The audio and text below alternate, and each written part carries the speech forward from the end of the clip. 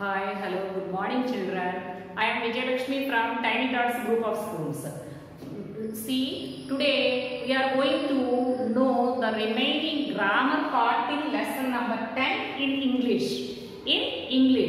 Today I am teaching English subject for 3rd class students. Okay. Already we completed Patrick's lesson. Who did Patrick's homework? Yesterday I told true or false and facial expressions and find the correct answer. Today I am going to say about homographs. What is this? Homographs. What is the topic today? Homographs. Homographs. Homographs are the words with the same spelling but different meanings. They are having same spelling and different meanings. They may or may not have the same pronunciation. Pronunciation can be the same or cannot be the same. But the spelling is same, meaning is different, and pronunciation sometimes same and sometimes different. For example, book. See, look at this, all of you. Book. There are two meanings for the book. This is called a book. This is called a book. A number of printed pages. A number of printed pages is called book. A number of printed pages is called book. And second meaning, to buy something in advance. Second book, to buy something in advance. To buy something in advance is called book. To buy something in advance is called book.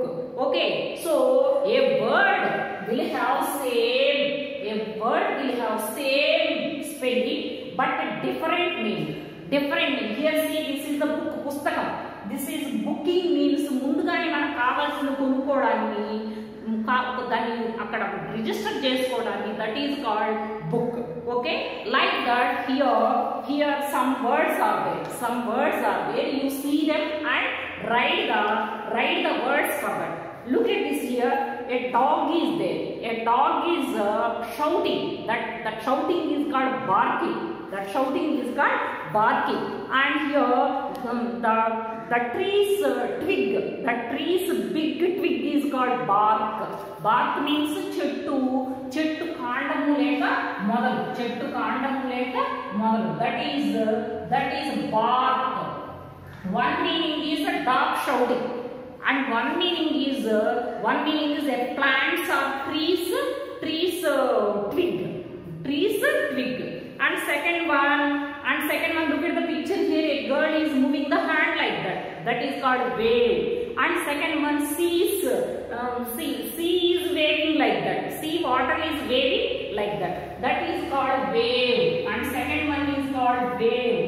See, this is E exercise. And second one is called wave. See here, bat means gabbilam. That is an animal. And second one here, see, bat. We are playing cricket with a stick, that is called bat.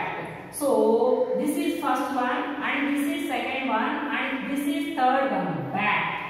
Bark, wave, bat. Okay children, so you write this and try to understand the meaning of the words, meaning of the two words. These are called homographs. Homographs means the words which have same spelling but have different meaning and sometimes different pronunciation also. Okay, did you complete this? Now look at F exercise.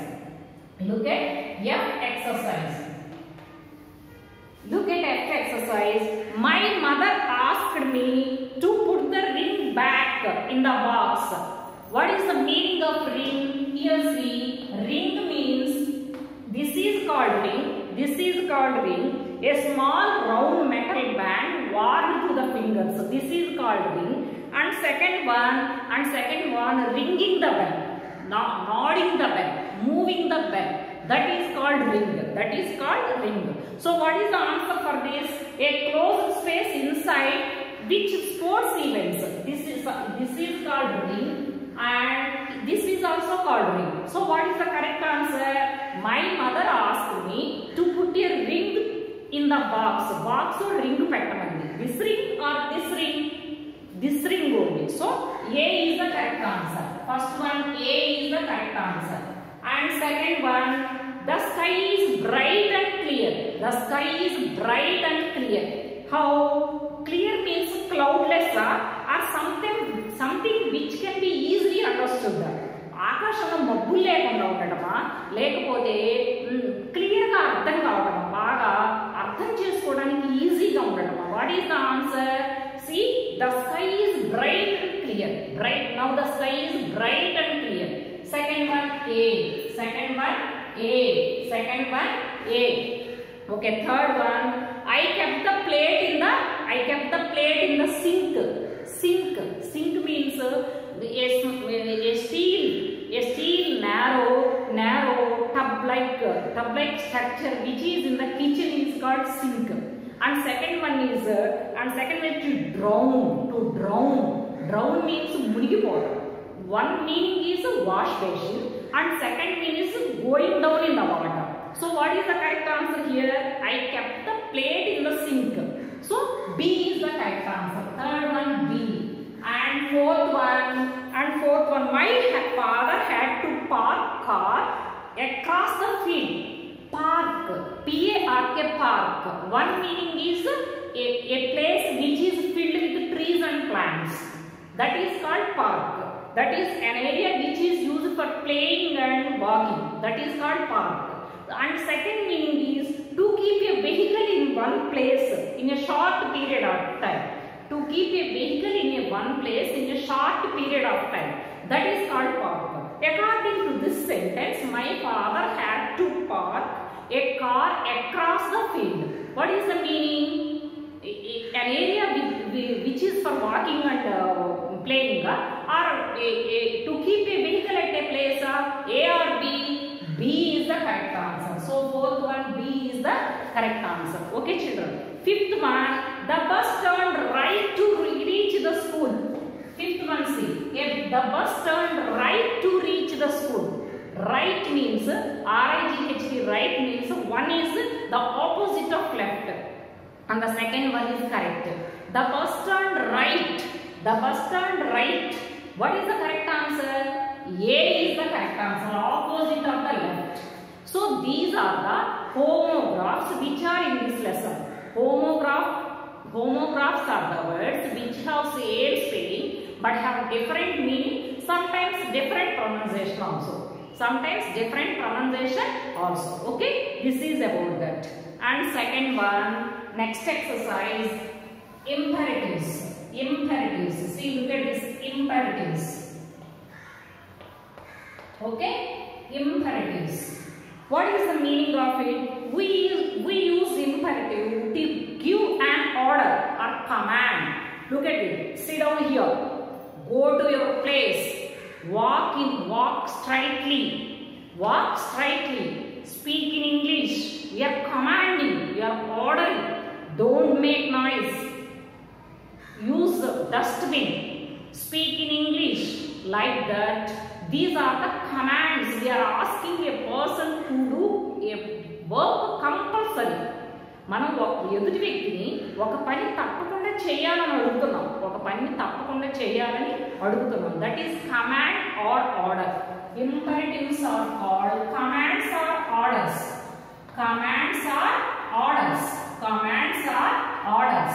We are asking a person to do a work